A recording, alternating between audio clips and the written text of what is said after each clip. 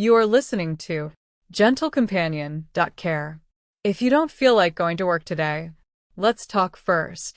Whether you are listening attentively or just letting this play softly in the background, this voice simply wants to stay here and keep you company for a while. Let's begin with a simple question. This morning, did you sigh before getting out of bed? For some people, the very first thought after waking up is, I have to go to work again. Not excitement, not pride, just a heaviness, the kind that's hard to explain. And maybe you quietly ask yourself, why don't I want to go to work this much? Is something wrong with me? Today, we want to tell you this first. You are not strange, and you are not alone. Not wanting to go to work doesn't come out of nowhere. Most people don't wake up simply feeling lazy. Usually, something has been building up inside for a long time. 1. Physical exhaustion. You sleep, yet never feel truly rested. You wake up feeling like your energy is already low. It's as if your body is saying, I'm still not recovered. Some people work long hours. Some commute far every day. Some sit in front of screens all day until their minds grow tired without realizing it. This kind of exhaustion doesn't always disappear after just one day off. 2. Emotional exhaustion. You may not hate your job, but you're tired of how it makes you feel. For example, having to watch every word you say. Being afraid of making mistakes. Feeling like you're not good enough. Doing your best, but feeling unseen. Some days you're not tired from the work itself, but from trying so hard to be someone who can handle the world. 3. A workplace environment that slowly drains you. It might be a workplace where comparisons happen constantly. Leaders don't really listen. Colleagues make you feel guarded. The atmosphere makes it hard to be yourself. You're not exhausted because the work is difficult. You're exhausted because you have to hold yourself together every single day. And this kind of exhaustion is invisible to others. 4. Working only for money, not happiness. This is a truth people rarely talk about. Many people don't love their jobs. They simply need to pay rent, support their families, pay installments, or just continue living. Working for money is not wrong, and it does not mean you have failed in life.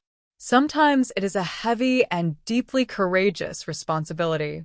If you feel like, this is exactly my life, it means you are having a normal response to a genuinely exhausting situation. The problem is not that you are weak. Sometimes the environment is simply too heavy. And this part is important.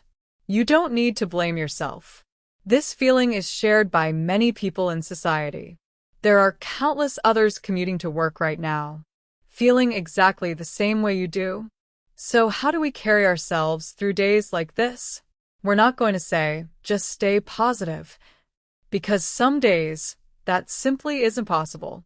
Instead, let's begin with small things that are actually doable. 1. Lower today's expectations without guilt. Today doesn't have to be your best day. Maybe the goal is simply arrive at work, complete 1 or 2 important tasks, return home safely. That is enough for a tired heart. Getting through one day is already an achievement. 2. Separate yourself from your work. Gently remind yourself, work is something you do, not who you are. Criticism at work does not define your worth. You are still the same person, even if today's work isn't perfect. 3. Create small pauses during the day. They can be very simple. Listening to a song that lightens your mood. Slowly enjoying a drink you like. Stepping outside for 3 minutes of fresh air. Sending a message to someone who makes you feel safe. These small moments become resting places for your heart during the day. You don't always have to wait for the weekend to rest. 4. Move through the day one segment at a time. Don't think about surviving 8 or 9 hours all at once. Just get through the morning. Then make it to midday. Then gently move through the afternoon. Some periods of life require us to use energy carefully, and there is nothing wrong with that. 5. Care for your heart after work. Many people leave work, but their minds keep working. Try creating a small after-work routine, such as taking a shower as if washing the day's exhaustion away, changing clothes and telling yourself, "Today is finished." Taking a break from anything work-related. Let your brain understand that you have returned to yourself again. And what if one day you truly feel like you don't want to stay anymore? Some people don't just feel reluctant to go to work today. They begin to think, "I don't want to be here anymore." Then comes the difficult question. Should I quit? Or should I endure and keep going? We're not here to decide for you, but we want to invite you to reflect gently with yourself. First, listen carefully to that feeling. Sometimes the urge to escape is trying to tell you something. Situation 1. You may simply be deeply exhausted. If you could truly rest, things might feel different. Avoid making major decisions when your emotional energy is at its lowest. Situation 2. You feel you are no longer growing. The job isn't terrible, but time feels like it's passing without meaning. This may be a sign that your heart is ready for the next step. Situation 3. This place is truly hurting you. If work causes you to lose sleep, fear workdays, feel worthless, experience steadily declining mental health, no job is worth losing your sense of self. A perspective before deciding whether to stay or leave. Instead of asking, "Should I quit?" try asking, "What would truly take care of my life in the long term?" Enduring is not always the right answer, and leaving does not always mean running away. Sometimes staying is courage. Sometimes leaving is courage too.